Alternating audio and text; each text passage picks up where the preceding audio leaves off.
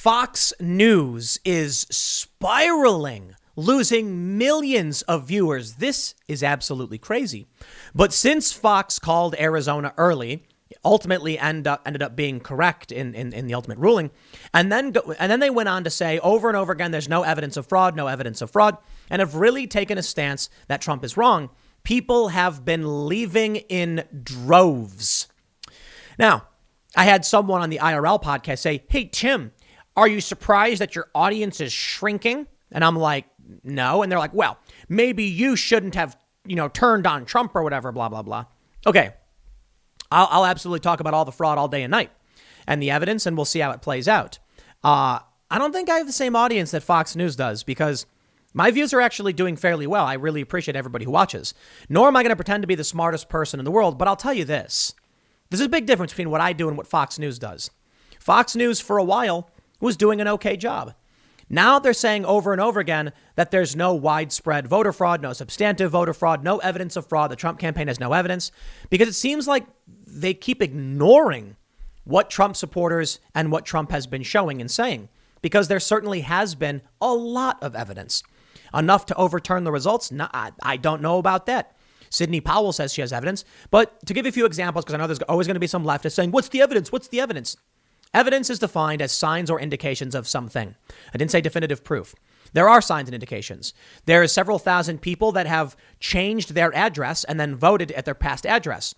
That is potential. That is evidence of fraud. Not definitive proof. It's an indication that someone may have illegally voted. We have sworn affidavits. Okay. We have mathematical anomalies. We have all of this evidence. We have a whistleblower testimony that people were backdating at the post office. We have this guy. Now they're going to say he recanted. Well, he didn't recant. He recanted the recantation or whatever, claimed he never recanted in the first place and the media was fake. Long story short, there is evidence. But I saw this story from the New York Times that Fox News' partisan right audience on YouTube is dropping, researchers say. So I decided to actually look. Jumped over to Social Blade, which tracks Fox News on YouTube. And we'll take a look at this. They got 410 million views in the past 30 days, and they are up 34.6%. New York Times, certainly you jest. Wait a minute. Take a look at this little thing right here. We had, at the end of October, 79 million in the week. Then we had the next week, up until the election, 132 million. And then right after, 57.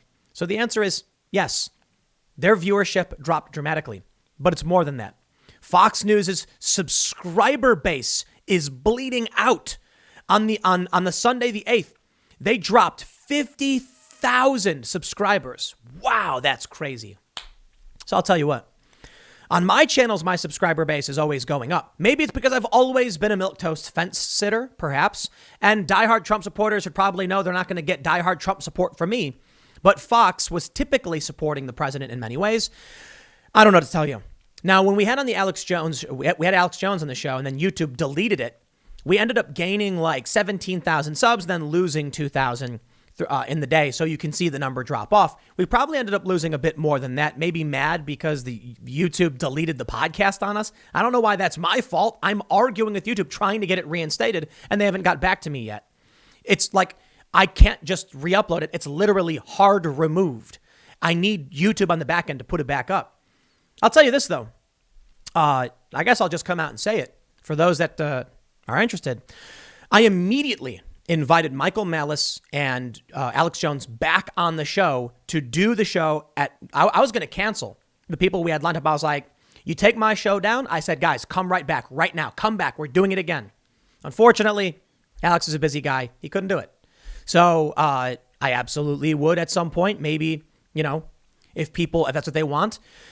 What ended up happening was that YouTube, we all thought Alex had something he didn't. I guess we just didn't understand him clearly. And then YouTube thought he said the same thing. So I appealed saying that's Alex Jones didn't break the rules. And so we're trying to get it put back.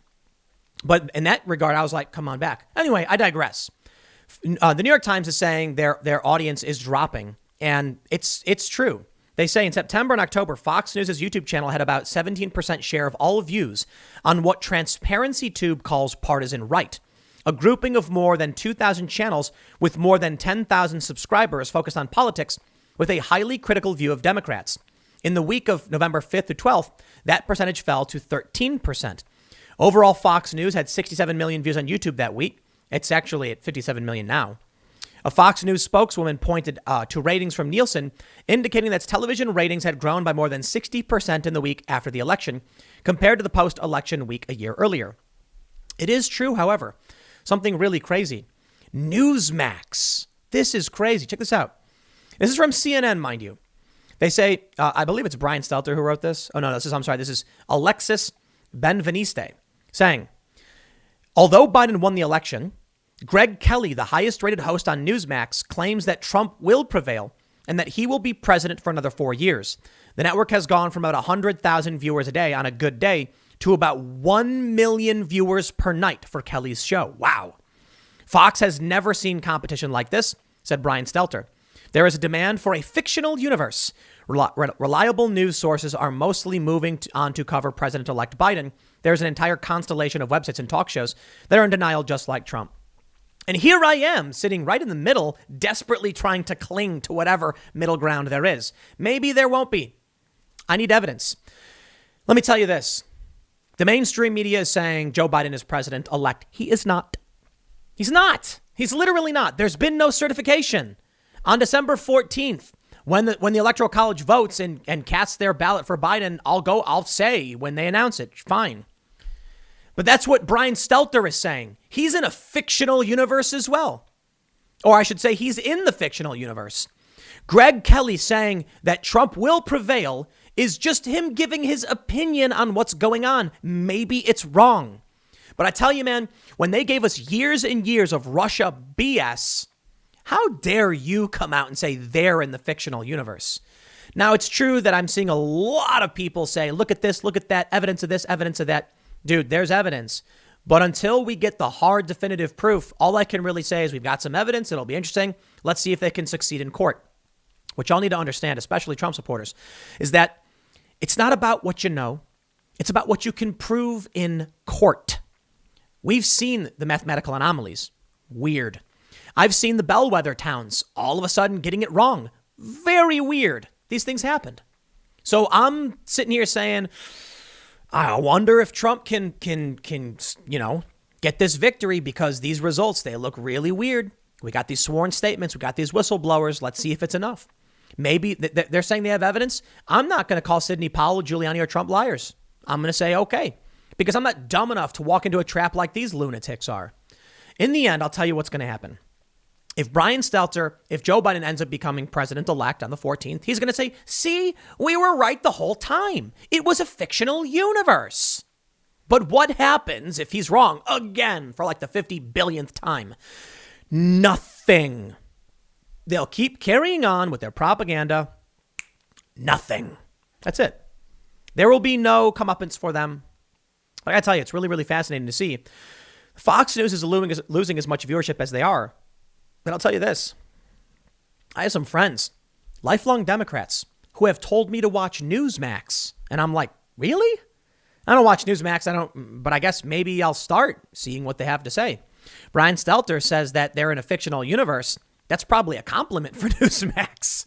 Look, Greg Kelly can come out and say that he thinks that, he says Trump will prevail and that he did win and all that stuff.